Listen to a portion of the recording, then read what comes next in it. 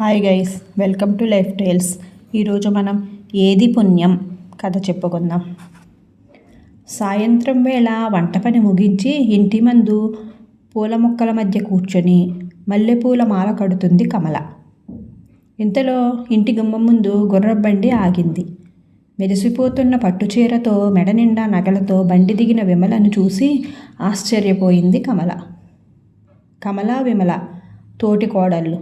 అత్తామామలు పోగానే అన్నదమ్ముల మధ్య తంపులు పెట్టి ఏడాది తిరగకుండా అన్నదమ్ములు వేరుపడేలా చేశారు వాళ్ళు.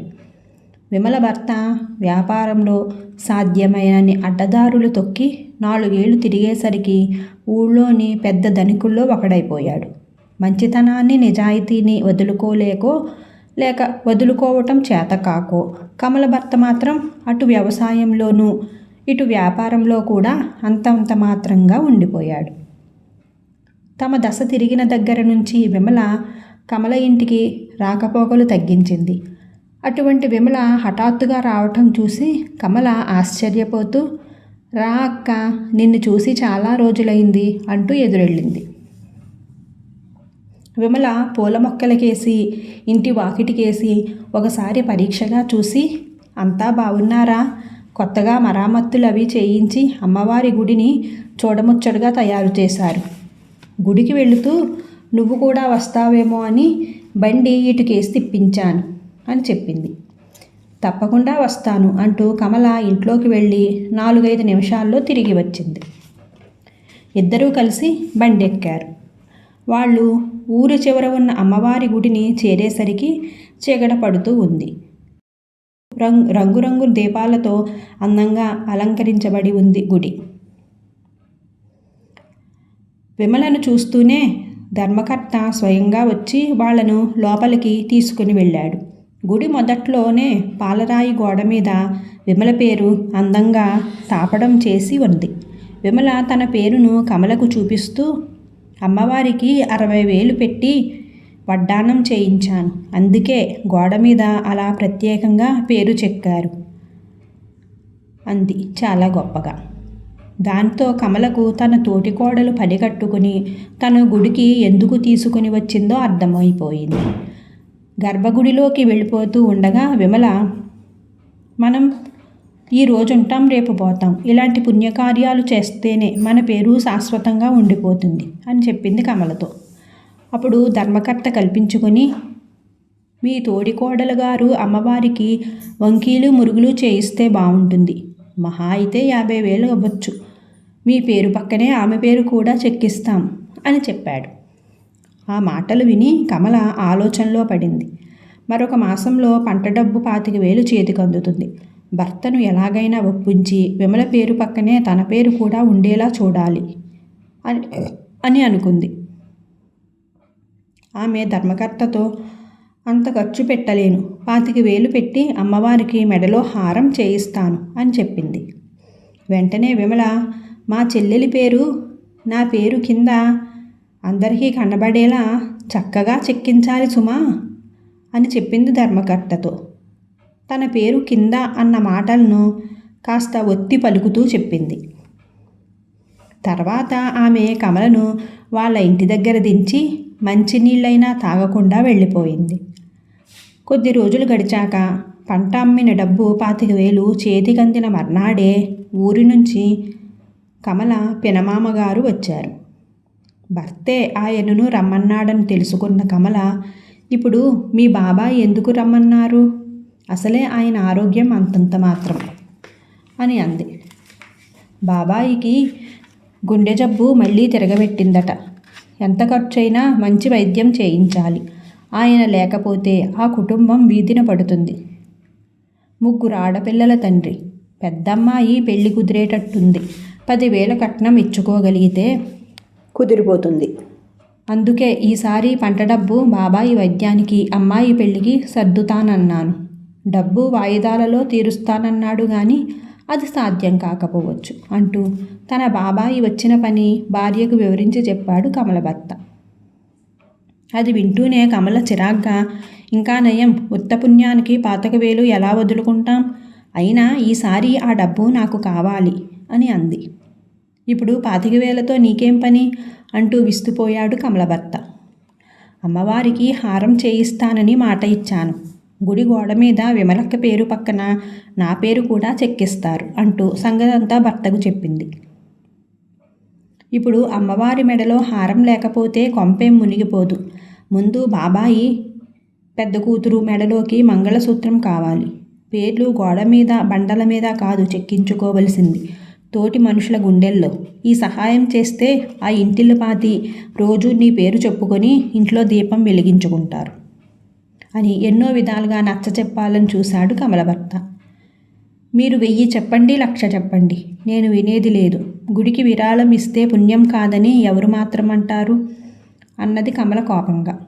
ఈ సంభాషణ జరిగాక వీధి గదిలోకి వెళ్ళిన కమల భర్తకు వాళ్ళ బాబాయ్ కనిపించలేదు.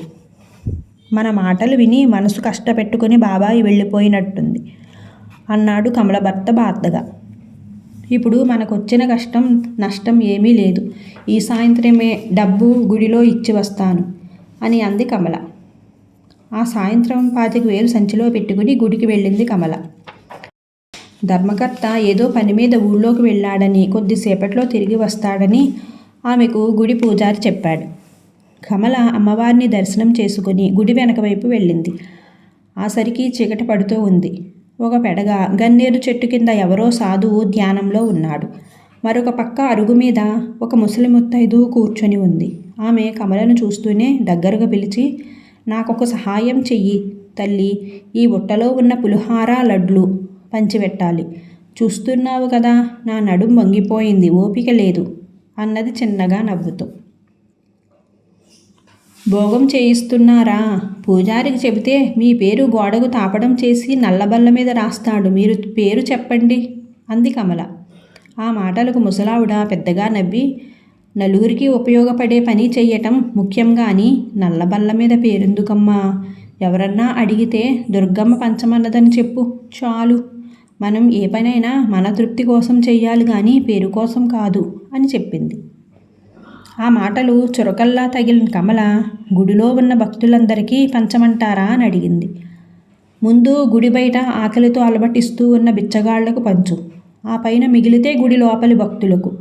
మనం చేయగలిగిన తృణమో పణమో సాయం ముందుగా అవసరంలో ఉన్న వాళ్ళకి అందితేనే ఫలం కాదంటావా అని అంది ముత్తైదు. కమల జవాబు చెప్పలేక ఆమె చెయ్యమన్నట్టే చేసి గుడి వెనకకు వచ్చింది. అరుగు మీద ముసలి ముత్తైదు కనిపించలేదు. ధ్యానం ముగిసిందేమో ఎటో వెళ్ళటానికి లేచాడు సాధువు. ఆమె సాధువును ముత్తైదు గురించి అడిగింది. ఎవరు?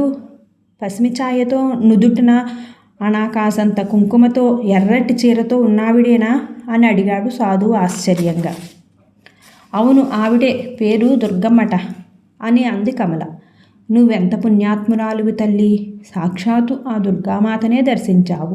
ఇదివరలో కూడా ఒకరిద్దరికి ఇదే రూపంలో కనిపించింది. నేను రోజూ గంటల తరబడి ఇక్కడ ధ్యానం చేసుకుంటాను, నాకే ఏనాడు దర్శన భాగ్యం కలగలేదు. నిజంగా ఆ దేవి కృపకు పాత్రురాలివి అయినందుకు నువ్వెంతో అదృష్టవంతురాలివి అన్నాడు సాధువు గుడిలో అమ్మవారికి నమస్కారం చేసుకుంటూ. ఎక్కడలేని ఆనందంతో ఒళ్ళు పులకరించింది కమలకి. ఆ ముసలి ముత్తైదువు మాటలే ఆమె చెవుల్లో ప్రతిధ్వనిస్తూ ఉన్నాయి.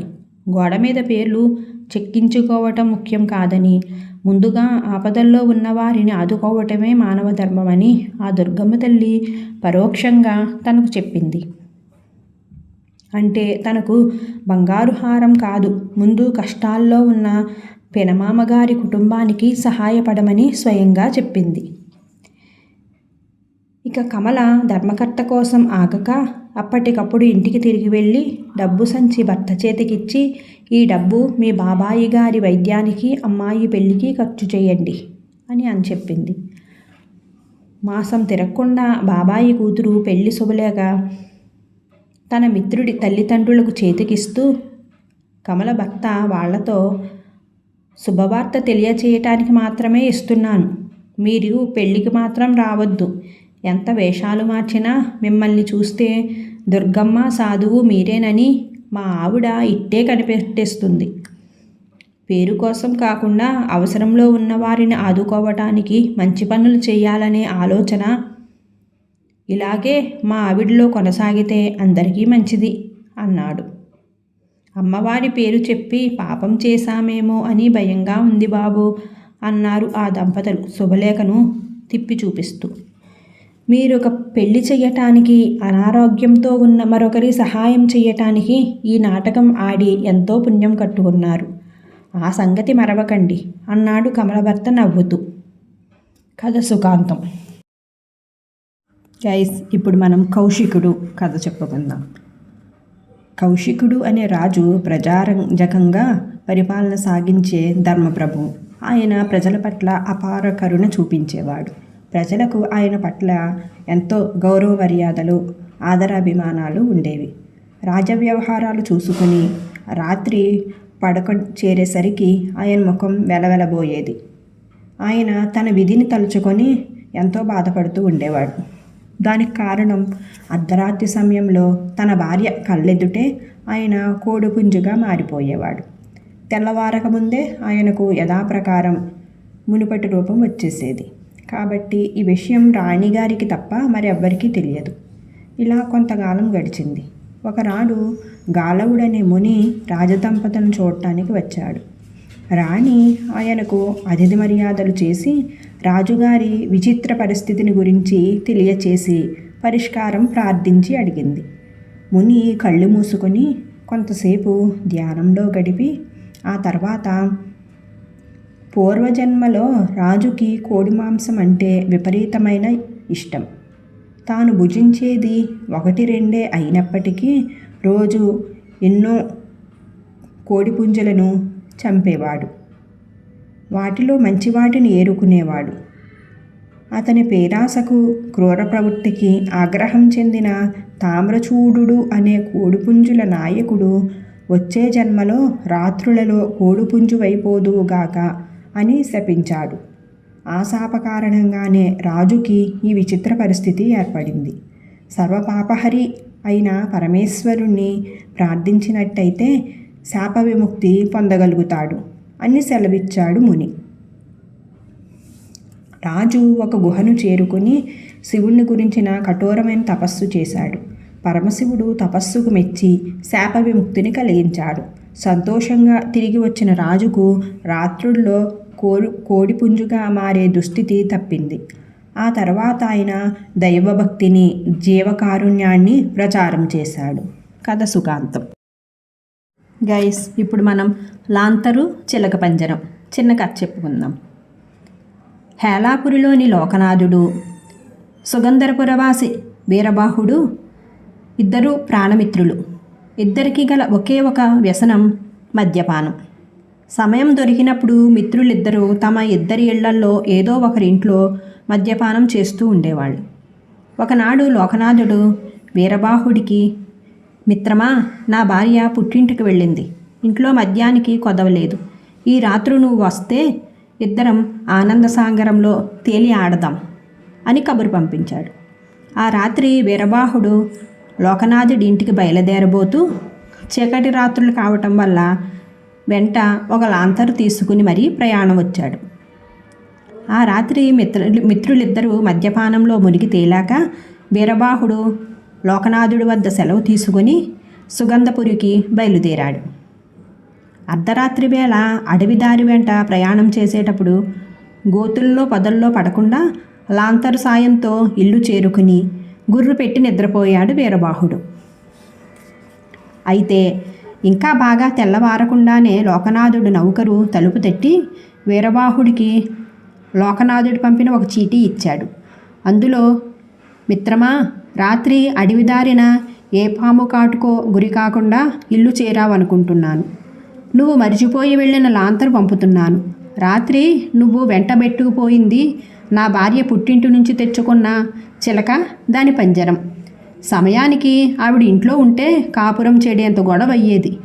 నువ్వు పాముకాటుకు గురి కాకుండా, నేను ఏకాకి కాకుండా ఉండాలంటే ఈనాటితో మనం మద్యపానానికి స్వస్తి పలుకుదాం అని రాసిపెట్టి ఉంది. కథ సుఖాంతం. Thank you for watching guys.